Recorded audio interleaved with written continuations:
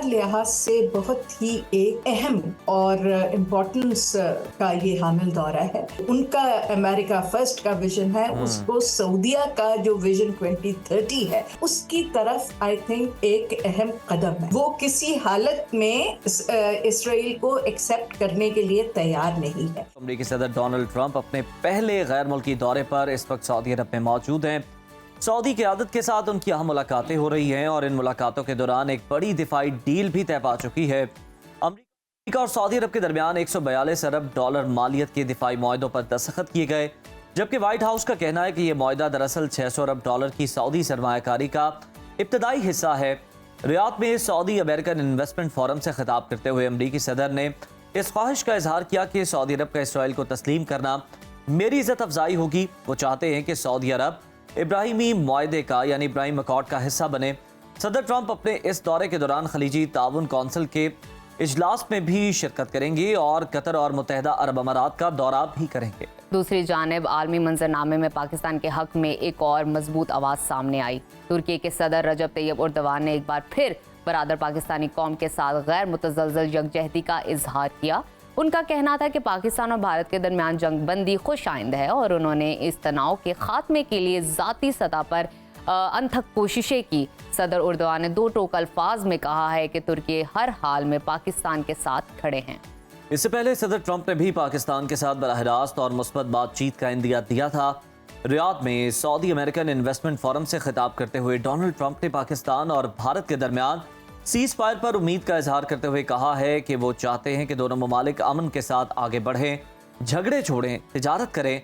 उन्होंने पाकिस्तान के किरदार को सराहते हुए इंकिशाफ किया कि पाकिस्तान की मदद से आलमी दहशतगर्द और दाइश से ताल्लुक रखने वाला अहम रहनुमा गिरफ्तार किया गया।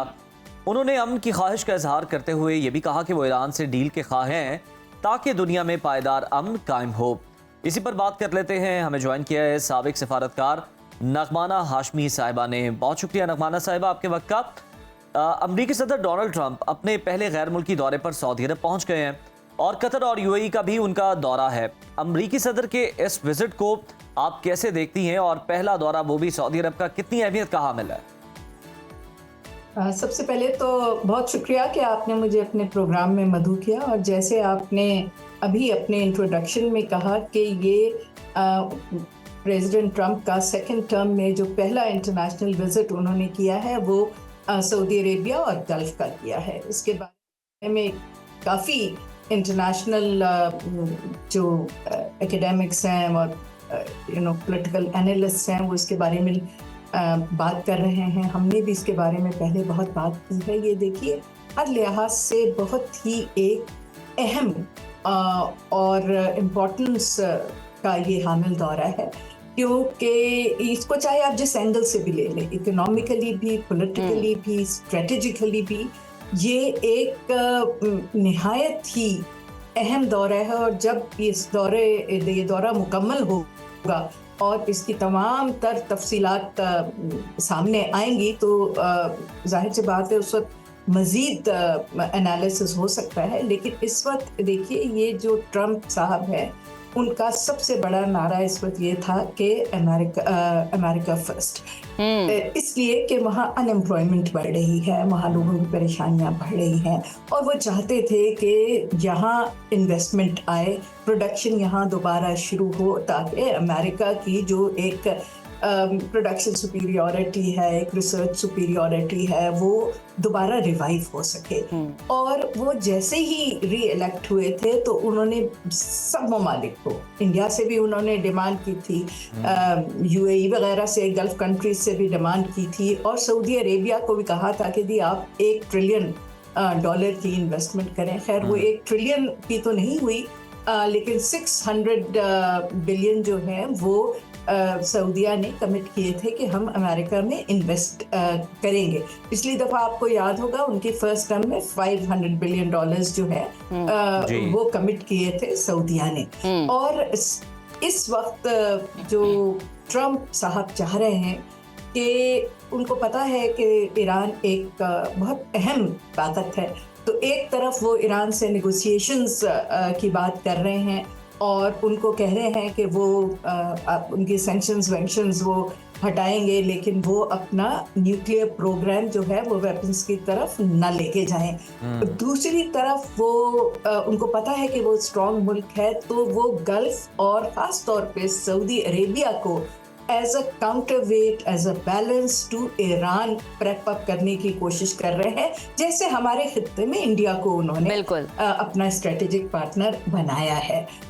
तो उस सिलसिले में उन्होंने अपना जो उनका अमेरिका फर्स्ट का विजन है उसको सऊदिया का जो विजन 2030 है, जिसमें सऊदी अरेबिया चाह रहा है कि वो ऑयल डिपेंडेंसी से निकल के एक मल्टी सेक्टोरल इंडस्ट्रियल मुल्क बन के सामने आए और वो 21st सेंचुरी का मॉडर्न मुल्क बने, जो टेक्नोलॉजिकली भी एडवांस्ड हो, मिलिटरीली भी स्ट्रॉन्ग हो और एकेडमिकली और साइंस एंड टेक्नोलॉजी में भी उनका बड़ा हिस्सा हो, और उनकी जो ख्वाहिश है कि वो मिडल ईस्ट में एक सुपर पावर के तौर पे इमर्ज हो और उनका इन्फ्लुएंस ज़्यादा हो, तो ये उसकी तरफ आई थिंक एक अहम कदम है। अगर आप ये देखें कि ये जो हुए हैं मुआहदे, उनमें सबसे बड़ा मुआहदा जो है वो बेसिकली आर्म्स डील का है, जो 142 बिलियन की है। अच्छा नगमाना साहिबा, मैं इसी हवाले से बात करना चाह रही हूँ। सऊदी अरब के दौरे के दौरान 142 अरब डॉलर्स के दिफाई मुआहदे पर दस्तखत हुए। अमरीकी सदर ट्रंप का सऊदी अरब और खलीज के दीगर ममालिक से ताल्लुकात मजबूत करना पाकिस्तान के लिए क्या मौके पैदा करता है, एक तो ये बताइए, ख़ास तौर पर दिफाई और इक्तिसादी शोबों में। आई एम सॉरी, आप की मुझे पूरी बात समझ नहीं आई, लेकिन मैं जवाब देने की कोशिश करती हूँ।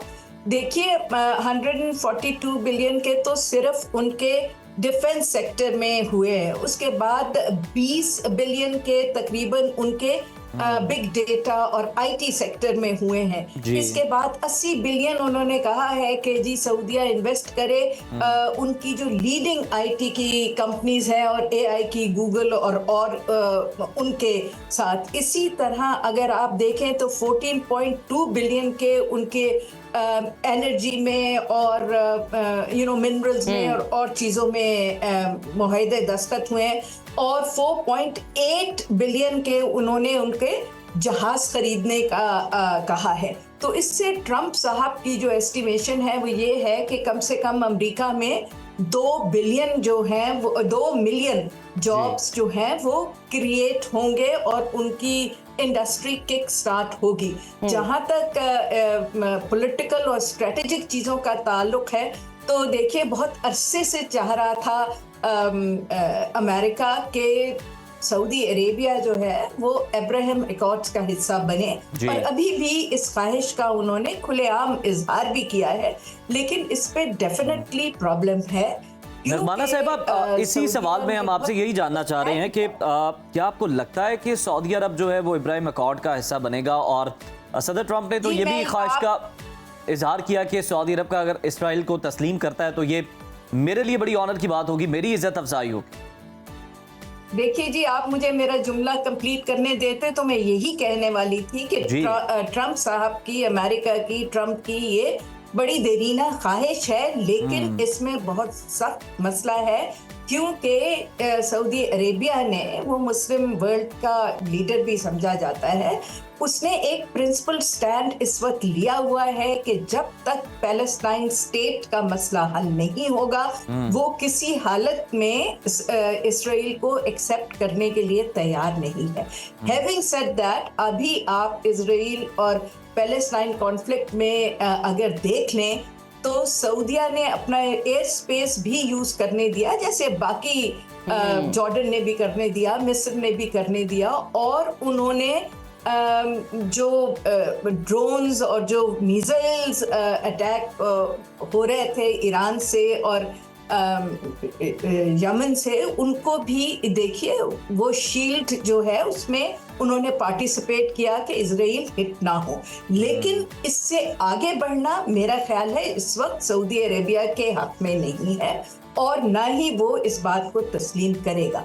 हालांकि आप देखिए बाइडेन एडमिनिस्ट्रेशन ने बहुत ज्यादा सऊदी अरेबिया के खिलाफ बात की थी और उन्होंने कहा था कि ये एक पराया स्टेट है, यानी ये एक रोग स्टेट है। और वो खशोगी, आपको याद होगा, जो जी, जनरल जमाल थे, खशोगी, उनके मर्डर के बाद बात की गई थी और ह्यूमन राइट्स के बारे में बात की गई थी, जिसको इस वक्त सारी कंसिडरेशंस को ट्रंप ने बालाए ताक रख दिया है, क्योंकि उनके लिए ये बहुत इम्पोर्टेंट है कि जो गल्फ की अमीर स्टेट्स हैं और सऊदी अरेबिया, उनके साथ उनका एक स्ट्रेटेजिक मुआहदा हो, जो कि इस वक्त ईरान और चाइना के साथ तो खैर गल्फ के और सऊदीया के बहुत अच्छे ताल्लुकात हैं, बट वो चाहते हैं कि इस खित्ते में ये काउंटर वेट ईरान के अगेंस्ट ये बुलवर्क बना के खड़ा कर दिया जाए।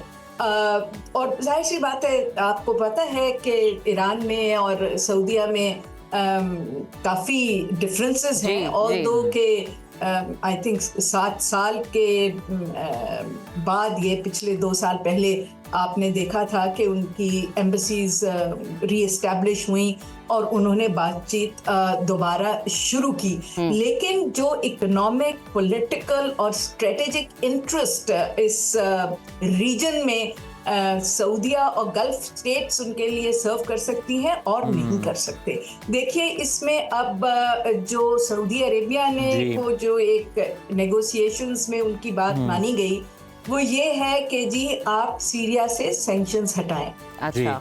और सीरिया जो है उसमें रिकंस्ट्रक्शन हो। ये भी सऊदीया की जो ख्वाहिश है वो इसीलिए है कि वो इस रीजन में अपने आप को as an ally of the countries around it,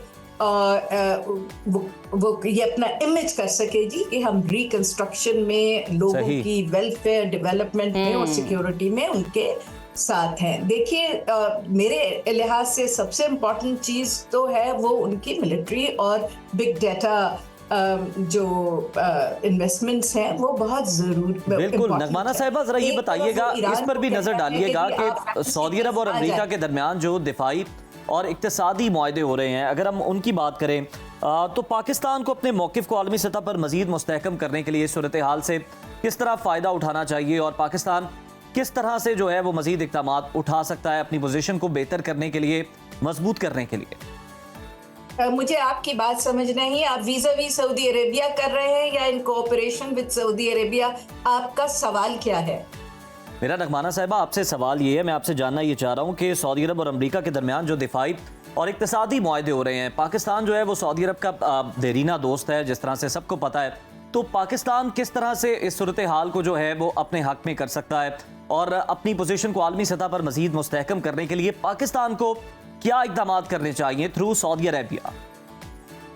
देखिए, जहाँ तक सऊदी अरेबिया का और पाकिस्तान का ताल्लुक है, तो पाकिस्तान और सऊदी अरेबिया के बहुत ही अच्छे बरादराना ताल्लुकात हैं और उनका जो विजन 2030 है, हम उसके साथ पूरी तरह अलाइंड हैं। और हमारे सारे जो इदारे हैं, हुकूमती इदारे, प्राइवेट सेक्टर, हर कोई जो है वो इस वक्त सऊदी अरेबिया का जो विजन है उसको उसमें कोऑपरेशन के लिए तैयार है, क्योंकि हमारे भी लिए वहाँ बहुत ज़्यादा अपॉर्चुनिटीज़ हैं। इस वक्त मैसिव उनकी को कंस्ट्रक्शन हो रही है, इस वक्त मैसिव आईटी डेवलपमेंट हो रही है, उनका डिफेंस डेवलप हो रहा है। खास तौर पे अभी उनको वो न्यूक्लियर डील दे रहे हैं, आर्मी इक्विपमेंट दे रहे हैं।